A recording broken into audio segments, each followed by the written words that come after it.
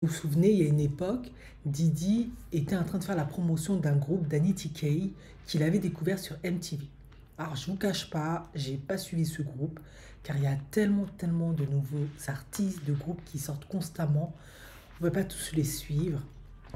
Et actuellement, il y a Aubrey, la blonde, et Dawn Richards de ce groupe qui, depuis un moment, elle parlait, mais maintenant que Didi est en prison et que plein de choses sortent, elles réitèrent leurs propos. Elles disent, lorsqu'on était sous Bad Boy Records, le groupe de Didi, il nous a fait vivre ce qu'il y a de pire en matière physique, psychologique et émotionnelle. Il les maltraitait, il abusait d'elles psychologiquement, il les terrorisait. Il divisait les filles pour qu'elles s'embrouillent entre elles pour mieux les contrôler. Il leur faisait du body shaming. En gros, il leur disait constamment qu'elles étaient trop grosses, pas assez belles, pas assez jolies, pas assez coiffées, tout le tintouin.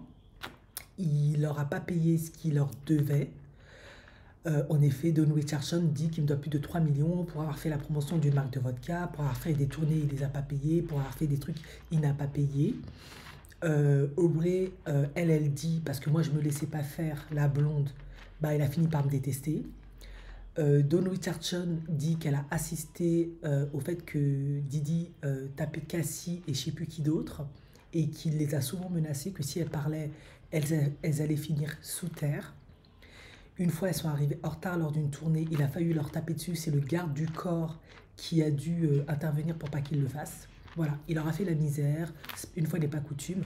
Qui plus est, Didi les a souvent sollicités pour participer à leur freak-off. Elles ont dit qu'elles n'ont jamais été, je veux bien les croire. Et le garde du corps de Didi, un de ses gardes du corps, Gene Deal, lui, il dit qu'il a entendu Didi dire qu'il allait ramener ses filles au freak-off pour les pimps, les prostituer, les vendre à ses amis qui sont là. Voilà, il allait être posté net pour pouvoir les soudoyer, leur faire faire ce qu'ils veulent. Parce que bien évidemment, on sait que Didi droguait les gens, droguait les filles, filmait, et voilà. Donc, elles ont de nouveau intenté une action en justice, je crois, contre Didi, afin d'être dédommagées, avoir des dommages et intérêts, etc., pour le travail qu'elles ont accompli, qui ne leur a pas payé, et pour tous les abus qu'elles ont subis.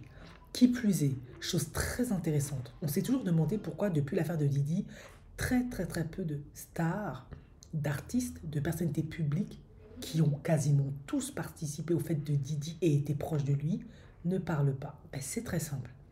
Didi a l'habitude de faire signer des clauses de confidentialité, déjà à ses artistes de Bad Boy Records.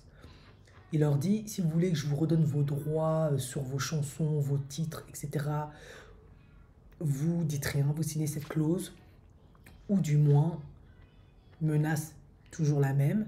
Si vous ne voulez pas que votre carrière prenne fin, vous ne parlez pas. Ils ont tout signé. Et même certains artistes qui n'ont pas signé ne parlent pas parce qu'ils sont sous Bad Boy, sous d'autres labels qui sont tous affiliés à Didi et à ses potes tordus.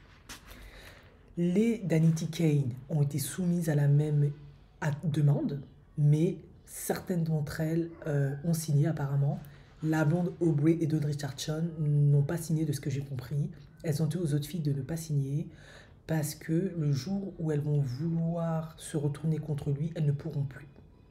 Elles n'auront pas justice, elles n'auront pas gain de cause. Et qui plus est, elles expliquent qu'au moment où Cassie a intenté son action en justice, c'est là où Didi a commencé à faire signer de plus en plus de clauses de non-confidentialité et notamment à ses filles de Danity Kane. La plupart ont refusé, d'autres terrifiés ont accepté, ce que je peux comprendre. On n'est pas là pour les juger. Je n'ai jamais été soumise à un Didi qui m'a sous emprise. Je suis complètement dépendante de lui.